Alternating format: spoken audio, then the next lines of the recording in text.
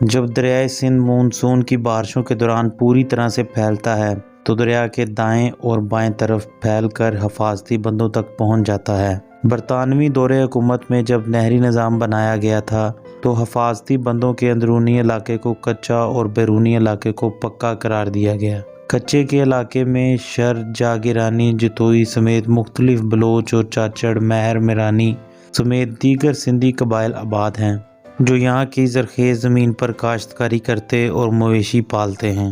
کچے کے علاقے کی زمین محکمہ جنگلات اور محکمہ ریونیو کی ملکیت ہے جو کسی کو باضابطہ طور پر الاٹ نہیں کی گئی۔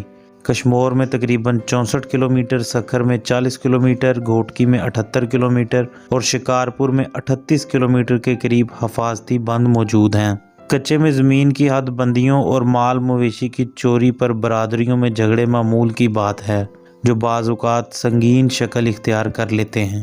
اگر ایک برادری کی لڑکی نے دوسری برادری کے کسی شخص سے پسند کی شادی کی یا اظہار کیا تو بھی قبائلی تنازع شروع ہو جاتا ہے، جس کی ماضی میں کئی مثالیں موجود ہیں۔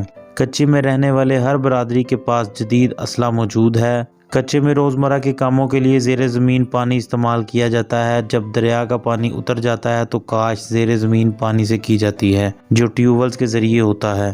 یہاں بجلی نہیں ہے۔ ٹیوب ویل کو چلانے اور گھروں کو روشن کرنے کے لیے سولر پینل کی مدد سے بجلی حاصل کی جاتی ہے۔ یہاں بسے ڈاکو بڑے قبائل کے لوگوں کو تنگ نہیں کرتے جبکہ چھوٹی اور غریب آبادیوں سے بھتہ لیا جاتا ہے۔ سندھ اور پنجاب کی سرحد کے درمیان واقع کچے کا علاقہ جہاں ڈاکو راج آج سے نہیں گزشتہ کئی دہائیوں سے چل رہا ہے۔ شمالی سندھ کے اضلاع کشمور، کند کوٹ، گھوٹکی اور شکارپور میں ڈاکوؤں کے زیر اثر کچے کے علاقے تمام تر حشر سامانیاں سمیٹے ہوئے ہیں۔ یہاں ڈاکو ہیں، اسلحہ ہے، جرم کی داستان ہے، اغوا کار ہیں، مغوی ہے، پولیس کے کمانڈوز ہیں، پولیس افسران ہیں۔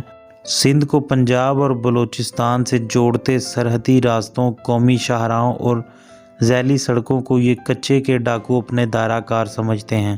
ٹیکنالوجی اور نئی سڑکوں کا جب تک جال نہ تھا تب تک کچے کے ڈاکو انہی راستوں پہ گھاٹ لگا کر نیم شب کو مسافروں کو لوٹا کرتے تھے۔ خال خال یہ اغوا برائے تاوان کی وارداتیں کرتے تھے۔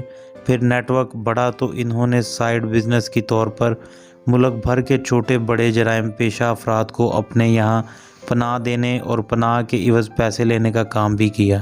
ہنی ٹریپ کر کے لوگوں کو جھانسا دے کر اغوا کرنا اور رقم لوٹنے کا کاروبار بھی یہاں سے شروع ہوا۔ ہنی ٹریپ ایک نیا ٹرینڈ ہے۔ حالیہ سالوں میں کچے کے ڈاکوؤں نے اغوا برائے تاوان کے لیے ایک انوکھا طریقہ اپنایا ہے جسے ہنی ٹریپ کڈنیپ کے نام سے جانا جاتا ہے۔ یہ طریقہ دنیا بھر میں کسی کو اغوا کرنے کے لیے اپنایا جاتا ہے۔ اس طریقے میں مرد ڈاکو کسی کو بھی فون کال کر کے خاتون کی آواز پہ بات کرنے کے بعد دوستی کرتے ہیں۔ بعد میں انہیں ملاقات کے لیے مخصوص جگہ بلا کر اغوا کر لیا جاتا ہے۔ کچھ عرصہ قبل سندھی زبان کی ایک ٹی وی چینل کو دیے گئے ایک انٹرویو میں ایک ڈاکو کو خاتون کی صاف آواز میں بات کرتے دیکھا گیا۔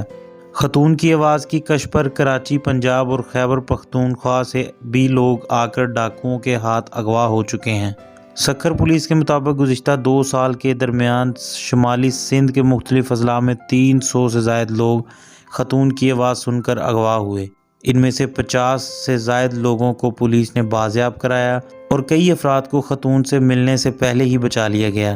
سستی گاڑیاں بیچنے کے نام پر دھوکہ دہی کی وارداتوں میں کچے کے ڈاکوؤں کا نام آیا۔ پاکستان میں کلاشنکوف پہلے سندھ کے ڈاکوؤں نے استعمال کی اور بعد میں پولیس کے پاس پہنچی، اور کلاشنکوف ملنے کے بعد ڈاکو طاقتور بن گئے اور جرم کرنے میں آسانی ہو گئی۔ سندھ کے ڈاکو جدید ہتھیار افغان پناہ گزینوں سے خریدتے تھے یا بلوچ لیوز فورس پولیس یا سندھ پولیس کے کرپٹ افسران سے خریدتے تھے جو انہیں سرکاری اسلحہ بیچتے تھے، کیونکہ ڈاکو ہتھیاروں کی قیمت مارکیٹ ریٹ سے زیادہ ادا کرتے ہیں۔